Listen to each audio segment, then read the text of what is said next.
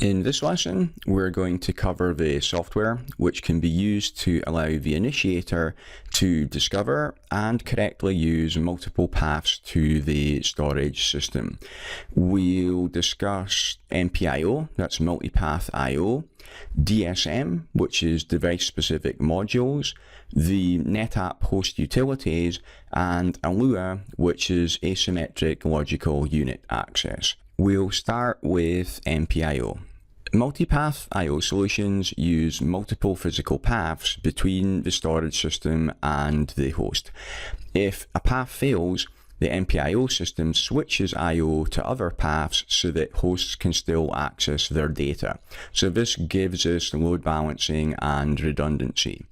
If you do have multiple paths between the storage system and the host, you must have some type of MPIO software on the client so that it sees all of the paths as a single virtual disk.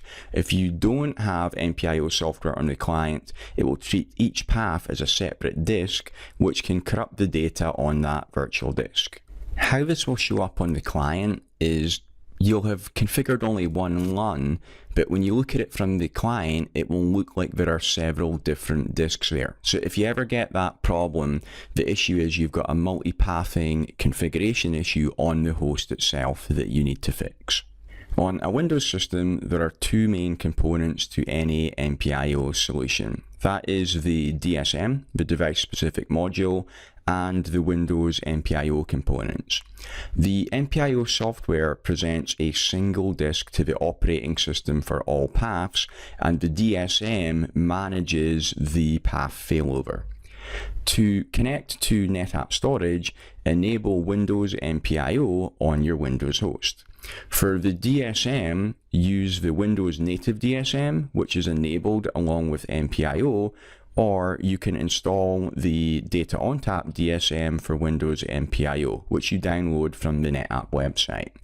Current Windows versions have full NetApp support, so you can use either. The Data ONTAP DSM for Windows MPIO is a device-specific module that works with Microsoft Windows MPIO drivers to manage multiple paths between NetApp and Windows host computers. DSM includes storage system-specific intelligence needed to identify paths and to manage path failure and recovery. The Data ONTAP DSM from the NetApp website is optional. You can connect to NetApp SAN storage with the Windows native DSM that is enabled with MPIO. The NetApp DSM sets host SAN parameters to the recommended settings for NetApp and also includes reporting tools. The NetApp DSM is licensed software. We also have NetApp host utilities, which is separate downloadable software. NetApp host utilities also sets recommended SAN parameters, such as timers on the host computer and on certain host bus adapters. Hosts can connect to LUNs on NetApp storage systems, again without installing host utilities. Installing host utilities or the NetApp DSM ensures the best performance and that the host will successfully handle storage system failover events. Because installing host utilities or the NetApp DSM puts the recommended settings on there for NetApp storage. You could install either host utilities or the NetApp DSM, or you could install both, or you could install neither, and you'll still be able to connect to your NetApp storage from the Windows client. But to get those NetApp recommended settings, it's recommended to use either or both of them. Unlike the NetApp DSM, NetApp host utilities does not require a license. Okay, so let's have a look at the NetApp website to see how we can download the software.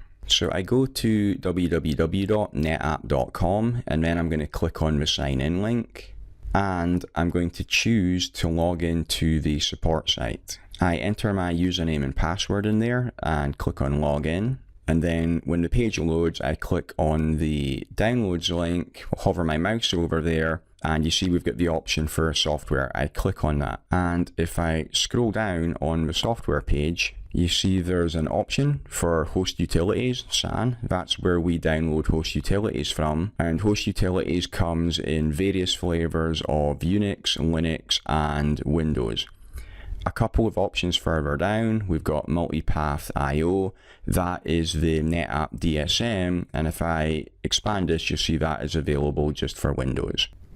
Going back to the slides again, I also want to discuss ALUA and Selective LUN Mapping.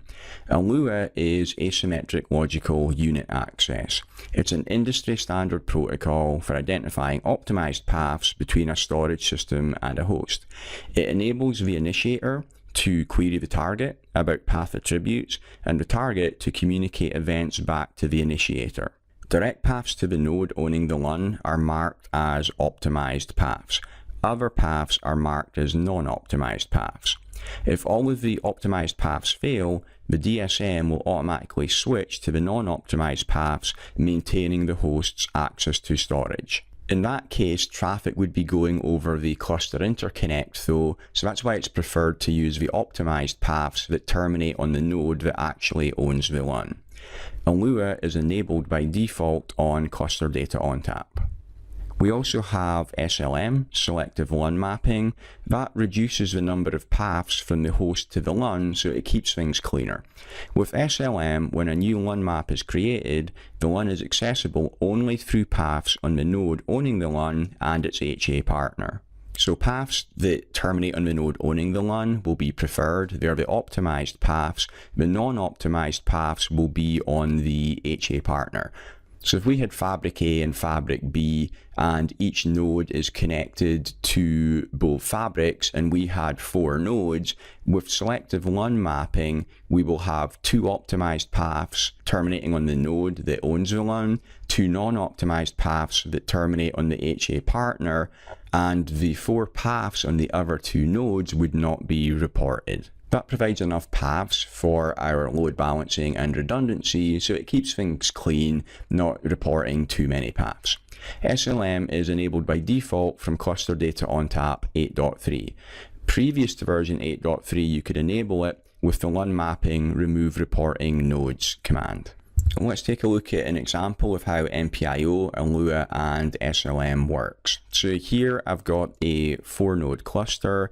We've got redundant fabrics, Fabric A and Fabric B, and the LUN is owned by node 1. Optimized path 1 terminates on node 1 and it's going through the Fabric A switch. Optimized path 2 again terminates on node 1 because it owns the LUN, it's going through Fabric B. Non-optimized path 1 is on the HA peer, which is node 2, going through Fabric A, and non-optimized path 2 also terminates on the HA pair, node 2, that goes through Fabric B. With Selective LUN Mapping enabled, as it is by default, the host will learn just those 4 paths, and it will prefer the paths that terminate on node 1. From the MPIO software on the host itself, you'll be able to configure how you want the load balancing and the redundancy to work. For example, we could use active-active or we could use active-standby. Typically, we're going to prefer to use active-active and load balance over both optimized paths. Looking in a bit more detail at the load balancing policies that are available, if you're using the NetApp DSM, there's 6 load balancing policies that can be used for both fiber channel and iSCSI paths. First one is least queue depth. This is the default policy. IO is sent active-active on the optimized path with the smallest current outstanding queue, but it can load balance between the paths, whichever one is got the smallest current outstanding queue right now. This works as active standby if the LUN is 2 terabytes or larger. So if the LUN is smaller than 2 terabytes, this is good as the default. If it's larger than 2 terabytes, we're going to use one of the other options, which you're going to see on the next page. The next possible policy we've got is least weighted paths. Here, the administrator defines weight on the available paths. IO is sent active standby on the optimized path with the lowest weight value. Typically, we're going to want to use active-active rather than active standby to get the best use of our available paths. The next available option is round robin. Here, all optimized paths to the storage system are used active-active when they are available. Next, we have round robin with subset. Here, the administrator defines a subset of paths.